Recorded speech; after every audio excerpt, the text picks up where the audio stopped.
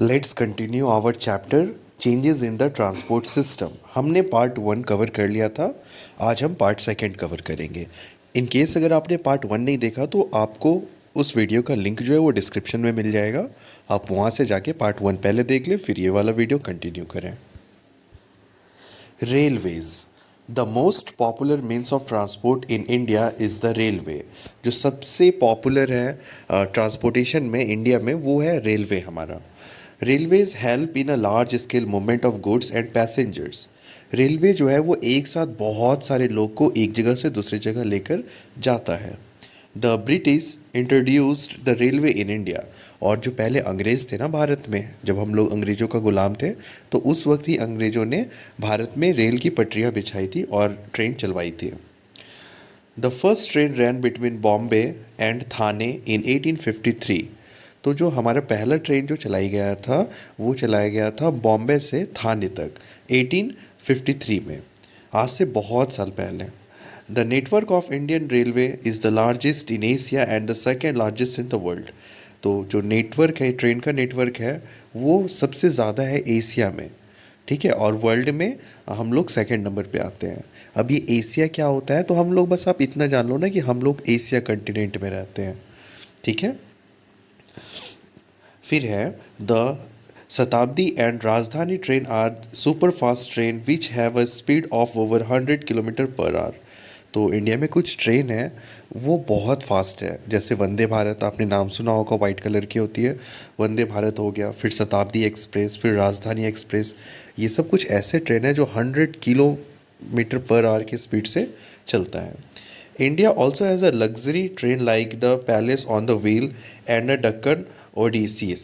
तो ये सब कुछ ऐसी ट्रेन है ना जो कि बहुत ही लग्जरियस है, इनका फेयर जो होता है, भाड़ा, वो बहुत ज़्यादा होता है। In India good and carried bye goods train. तो इंडिया में मालगाड़ी जो चलती है ना उसे कहा जाता है गुड्स ट्रेन। मैंने गुड्स का मतलब आपको पहले भी बताया, सामान होता है, तो गुड्स ट्रेन कहा जाता है मालगाड़ी को। Metro train operate with in a city.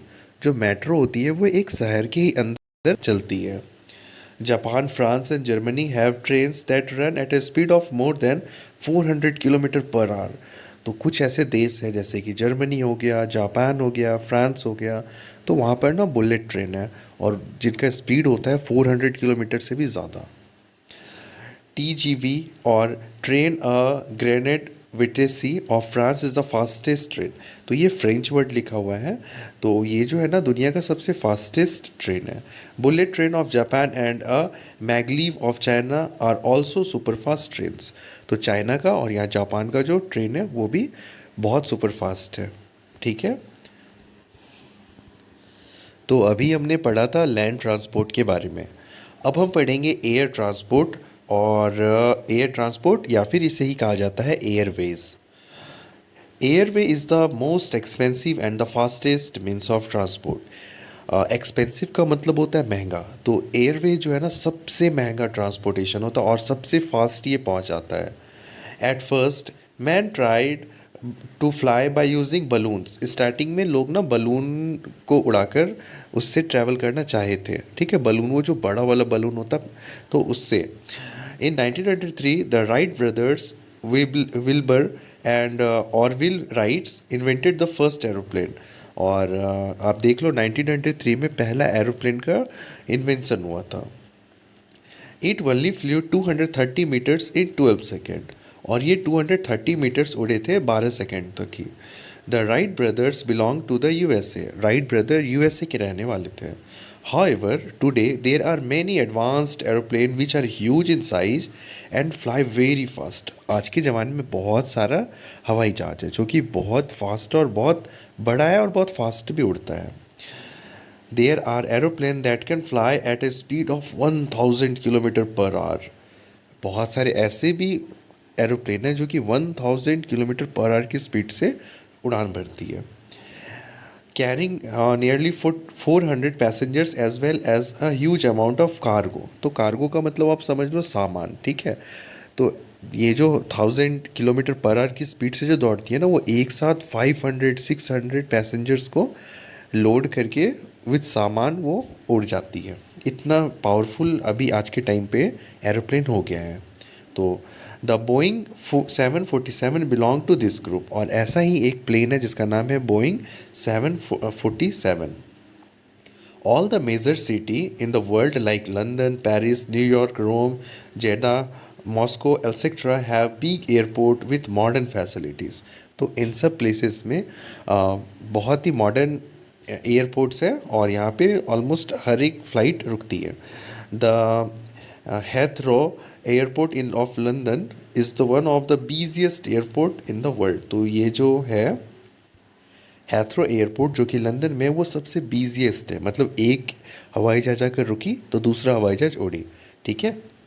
In our country government run Air India operates international and domestic flights. Air Asia, Jet Airways and IndiGo are some private airlines which run domestic flights in India. तो अगर आपको India से कहीं विदेश जाना है ना, तो आप एयर इंडिया का जो हवाई जहाज है उसी में बैठ के आप जा सकते हो.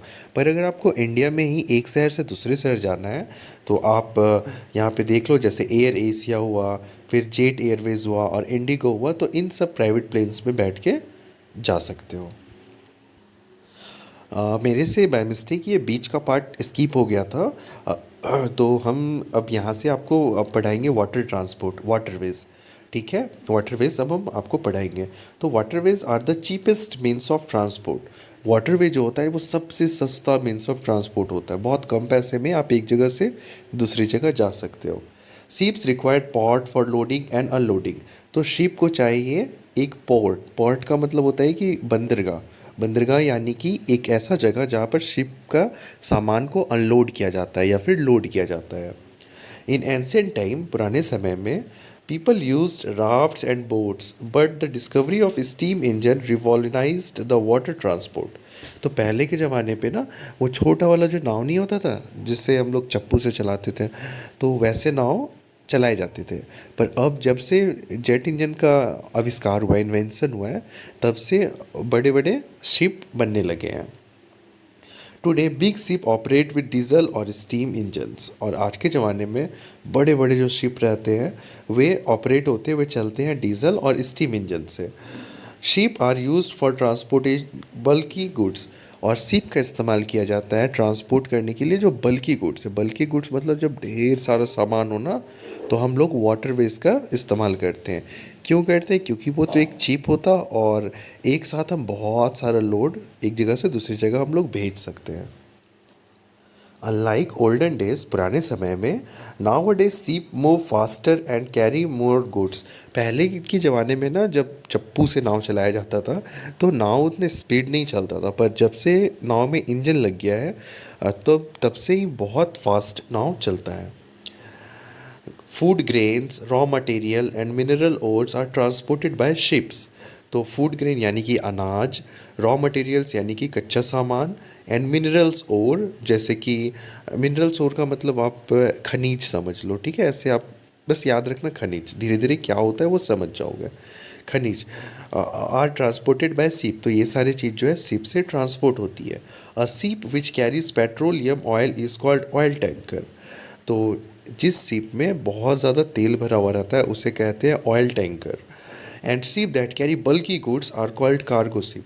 और ऐसा शिप जिसमें बहुत सारा सामान लोड रहता है, सामान, ठीक है, रॉ मटेरियल हो गया या वो कुछ फूड ग्रेन्स हो गया, तो वैसे शिप को कहा जाता है cargo ship. Perishable items like vegetables, fruits, meat and dairy product are transported by refrigerated ship. तो पेरिसेबल, पेरिसेबल मतलब होता है एक ऐसा चीज़ जो ख़राब हो सकता है. ठीक है. तो वेजिटेबल्स जैसे सब्जियां हैं तो ये सभी ख़राब हो जाती है. फ्रूट्स ये सब ख़राब हो जाता है. मीट ये भी महकने लगता है. और डेयरी प्रोडक्ट्स, डेयरी प्रोडक्ट्स यानी कि दूध का बना हुआ सामान. तो ये सभी चीज़ को जब एक जगह से दूसरी जगह भेजना होता है ना, और अगर शिप से भेजना होता है ना, तो हम लोग रेफ्रिजरेटेड शिप का इस्तेमाल करते हैं. रेफ्रिजरेटेड का मतलब आपको पता होना चाहिए कि फ्रिज जो होता है ना, फ्रिज, तो उसे रेफ्रिजरेटर भी कहते हैं. तो यही रेफ्रिजरेटेड शिप का इस्तेमाल करके इन चीज़ों को, पेरिसेबल आइटम्स जो कि ख़राब होने वाले आइटम्स हैं, उन्हें रेफ्रिजरेटेड शिप की मदद से एक जगह से दूसरी जगह भेजी जाती है. Transportation through river is called inland waterways. और जब नदी से जो भी सामान जाती है यानी कि रिवर से, तो वैसे ट्रांसपोर्टेशन को कहा जाता है इनलैंड वाटरवेज। ठीक है, तो आई होप आपको पूरा चैप्टर अच्छे से समझ आ गया होगा और अब आप एलिजिबल हो गए कि इसका क्वेश्चन आंसर कर सको। तो ठीक है, आप अच्छे से क्वेश्चन आंसर करना, अगर होगा पॉसिबल तो मैं खुद प्रोवाइड कर दूंगा इसका क्वेश्चन आंसर। और तब तक के लिए आप अच्छे से पढ़ो और अपने एग्ज़ाम दो। ठीक है, आप मुझे बताना कमेंट सेक्शन में कि आपको कैसा लगा ये वीडियो, कि आपको सीखने मिला चीज़ें। ठीक है, तो मिलता हूँ अब आपसे नेक्स्ट वीडियो में। Thank you so much for watching this video.